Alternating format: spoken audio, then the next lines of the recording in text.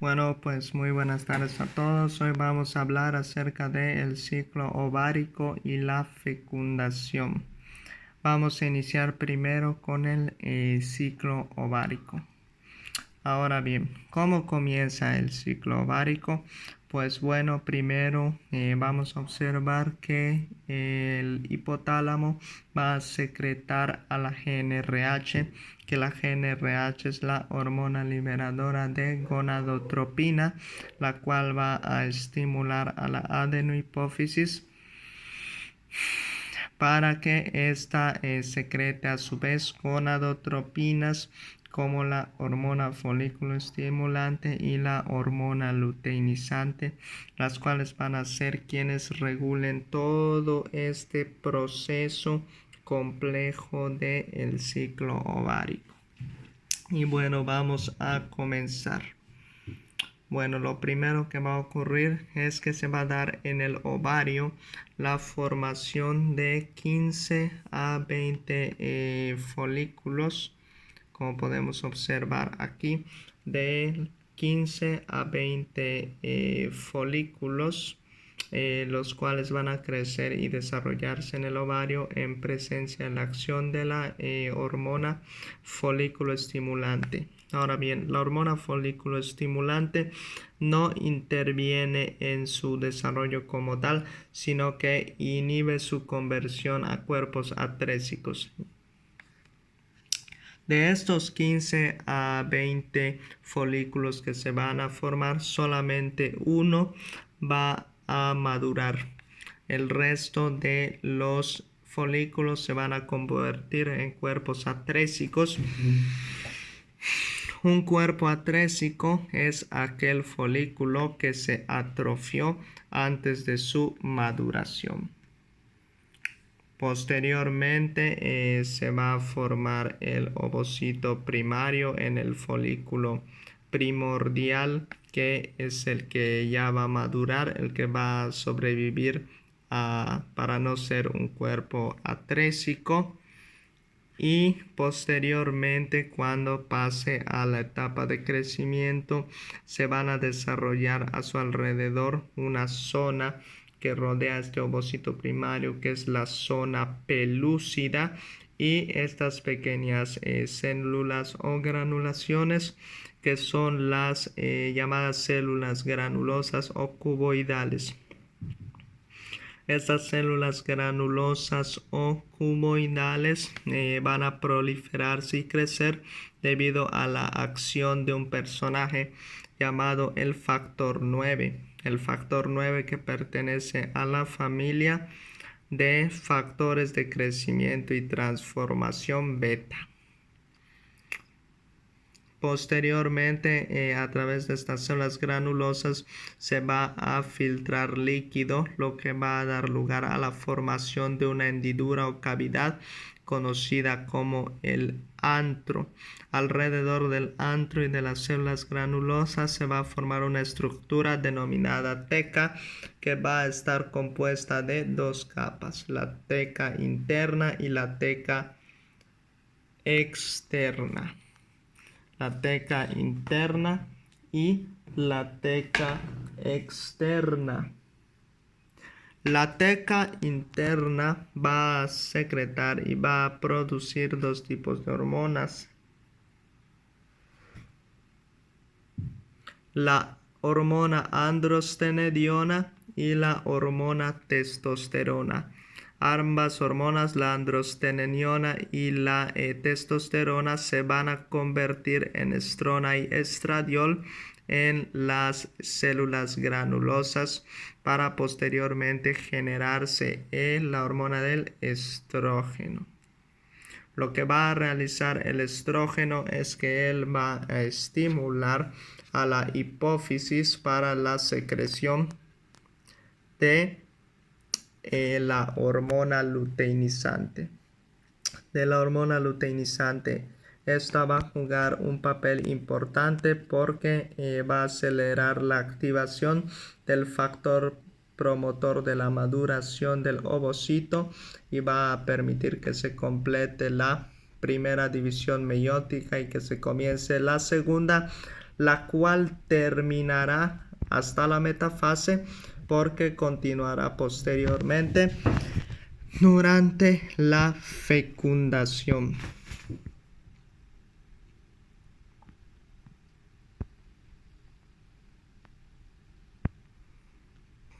Muy bien, ahora pasamos a la siguiente parte, que es la ovulación. Algo que se nos olvidó mencionar es que las células granulosas de los folículos que se atrofian y vuelven cuerpos atrésicos se terminan convirtiendo en tejido conjuntivo y ya se forma el cuerpo atrésico. Ahora bien, durante la etapa de la ovulación, ya que el folículo se transformó en un folículo vesicular maduro, lo que va a ocurrir es que por acción de la hormona luteinizante se va a provocar la lisis o el rompimiento del folículo. Previo a esto se va a degradar las células granulosas por medio de una enzima que es la llamada colagenasa, que va a degradar el colágeno. Posteriormente se va a dar la lisis de este folículo, liberando a nuestra estructura secundaria, que es nuestro ovocito secundario, el cual vamos a encontrar rodeado de células, de un cúmulo de células que se conocen como células del cúmulo óvoro. Estas células del cúmulo óvoro se van a convertir posteriormente en lo que nosotros conocemos como la corona radiada.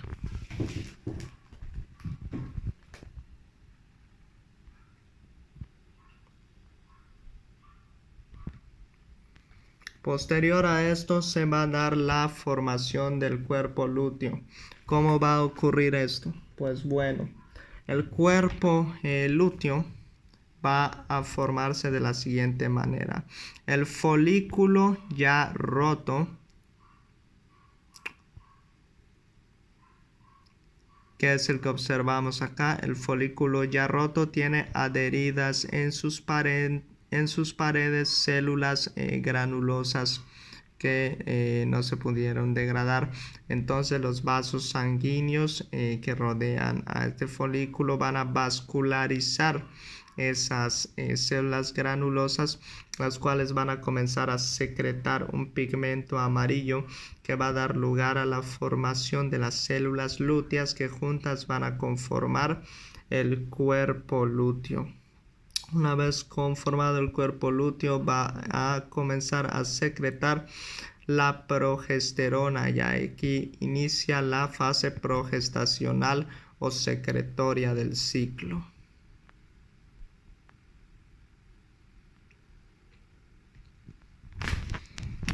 Bueno, ¿y cómo se va a dar el transporte de los óvulos?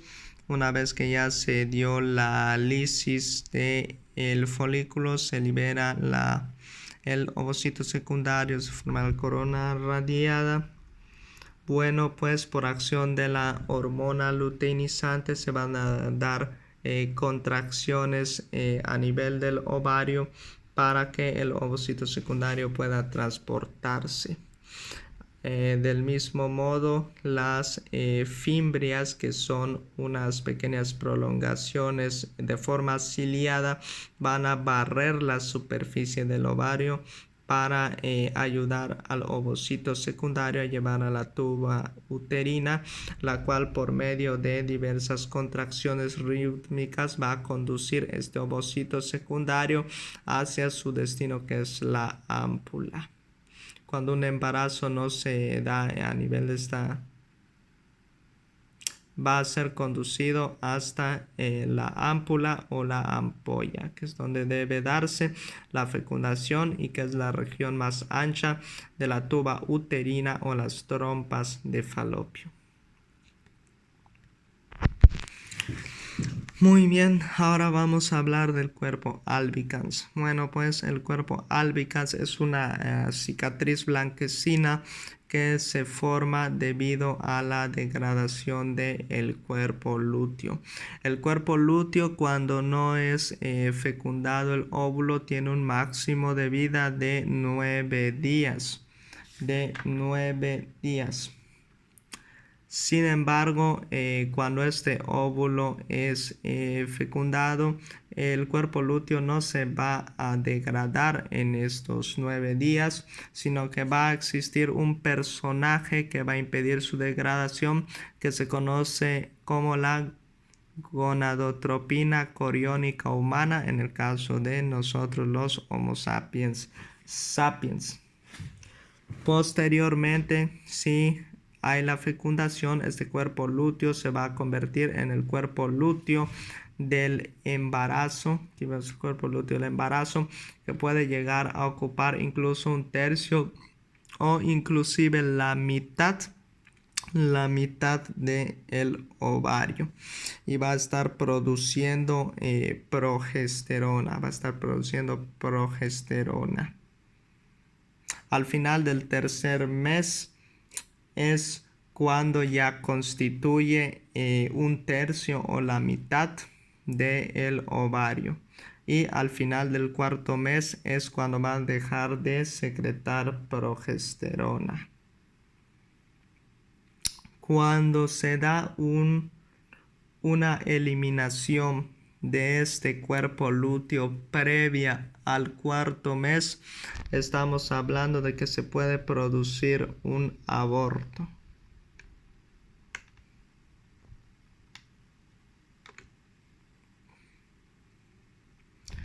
Muy bien, ahora vamos a entrar a la siguiente etapa, que es la fecundación.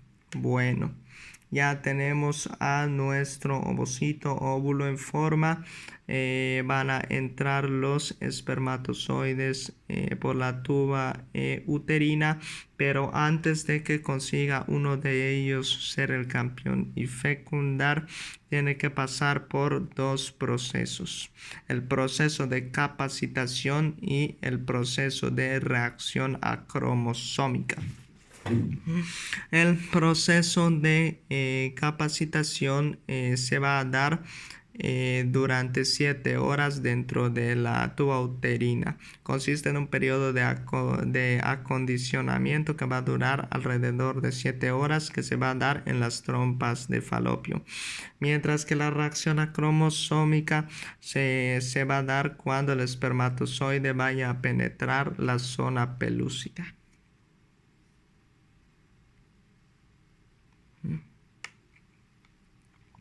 Ahora muy bien.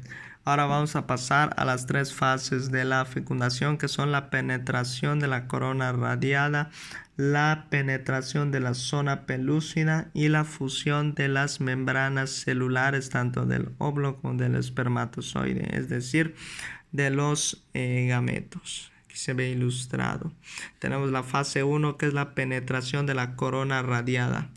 De los 200 a 300 millones de espermatozoides que entran a la tuba uterina, solamente entre 300 y 500 van a llegar a la ámpula o ampolla, que es el lugar de la fecundación. Solamente uno de ellos va a llegar al lugar de la fecundación, y de ellos solamente uno va a poder fecundar. En esta primera fase, únicamente los cromosomas que hayan tenido un excelente acondicionamiento en la etapa de capacitación van a poder penetrar la corona radiada.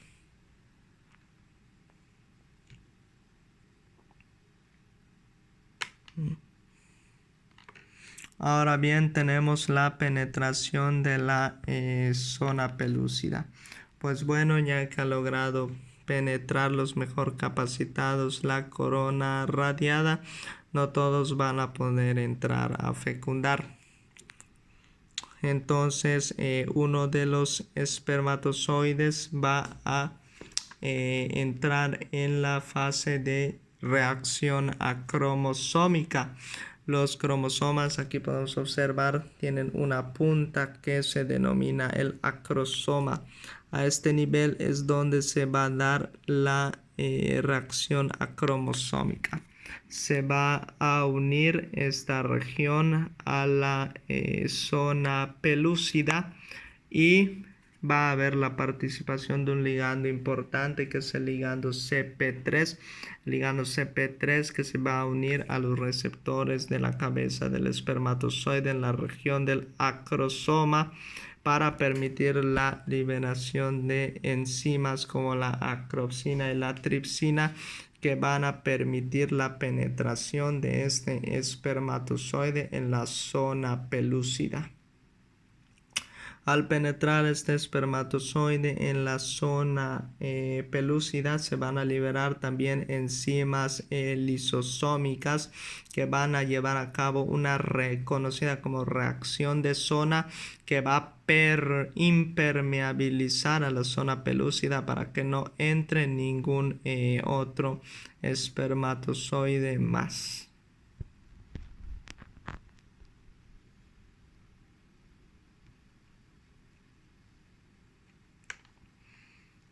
Muy bien, llegamos a la última fase de la fecundación, que es la fusión de las membranas celulares de los gametos.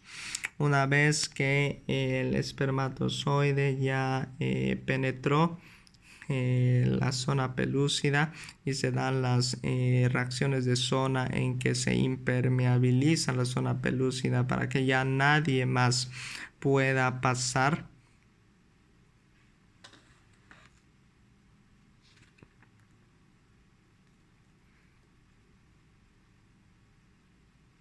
Es cuando por fin ya el ovocito puede comenzar su segunda fase de meiosis.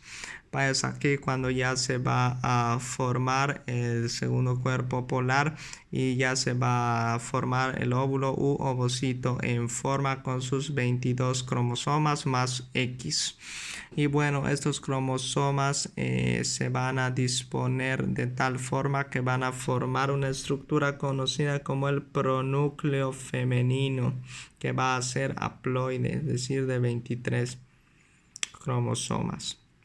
Cuando el espermatozoide se va acercando a este pronúcleo femenino, comienza a dilatarse y entonces ya se forma el pronúcleo masculino.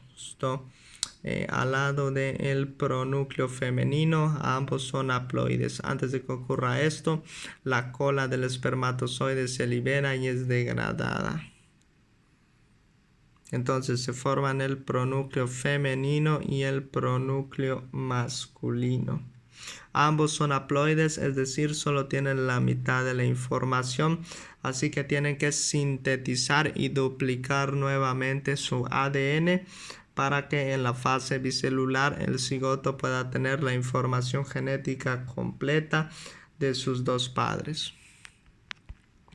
Posterior a esto se da el proceso de una mitosis normal.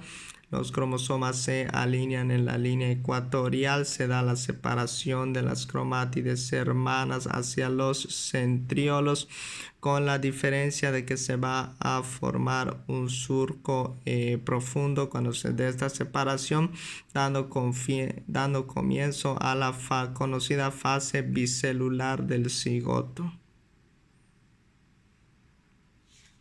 Con esta ya hemos obtenido el restablecimiento de la información genética completa, o sea, los 46 cromosomas en total.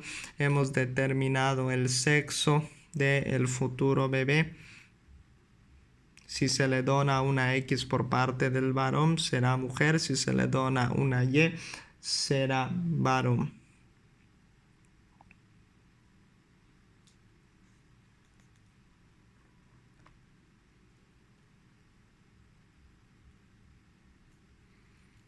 Y bueno, ahora vamos a pasar a la fase de segmentación.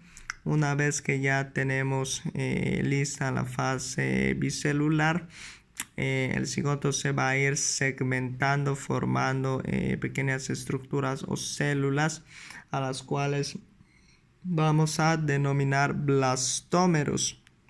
llega a un punto a los 3 días en que va a formar 16 de estos blastómeros, y esta estructura se va a conocer como la mórula o la morita debido a la forma y la estructura que posee. Esta mórula o morita va a tener cada una de sus células unos centros que se conocen como las masas celulares internas, y su exterior, que van a ser las masas celulares externas. Las masas celulares internas van a dar lugar a la formación del tejido embrionario como tal, y las masas celulares externas van a dar lugar a la formación del trofoblasto, que en un futuro será lo que conocemos comúnmente como la placenta del embrión. Posterior a esto, en los espacios intercelulares de las masas celulares internas, comienza a infiltrarse líquido, por lo que se modifica la estructura de esta mórula y se forma una cavidad, una nueva cavidad, que va a ser conocida como la cavidad o hendidura del blastocele. Esto va a provocar que el embrioblasto, que es la masa celular interna, que se llama embrioblasto porque va a dar lugar al tejido embrionario como tal, se agrupe en un polo, mientras que el trofoblasto, que es el que va a dar lugar a la placenta, se acomode como la pared epitelial de esta estructura, a la cual vamos a conocer ya como el blastocito. Y bueno, ¿cómo encontramos al útero en el momento de la implantación? Bueno, pues encontramos al útero con sus fases bien definidas y conocidas. La fase menstrual, tenemos la fase folicular o proliferativa. Teníamos la fase menstrual, que era cuando se desprendían las paredes del endometrio y se provocaba el sangrado. La fase folicular o proliferativa, que se refiere a la formación de los 15 a 20 folículos que ya habíamos mencionado. La fase progestacional o secretoria, que habíamos mencionado, que inicia cuando el cuerpo lúteo comienza a producir progesterona. Y si hay la implantación del embrión, vamos a entrar en una fase de gravidez. Sin embargo, si no existe la implantación del embrión, se va a dar la fase menstrual, en las cuales tanto la capa compacta como la escamosa del endometrio se van a desprender, y esto provocará el sangrado. La única capa que va a permanecer es la capa basal